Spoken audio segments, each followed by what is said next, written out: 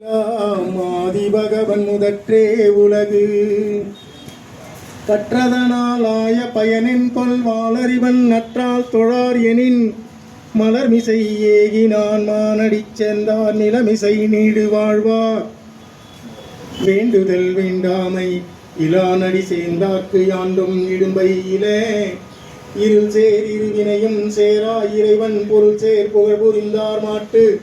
பொடிவாயில் ஐந்த வித்தான் பொய்த்தீர் ஒழுக்க நெருங்கின்றார் நீடு வாழ்வார் தனக்குவமை இல்லாதால் தாள் சேர்ந்தார் கல்லால் மனக்கவலை மாற்றல் அறிது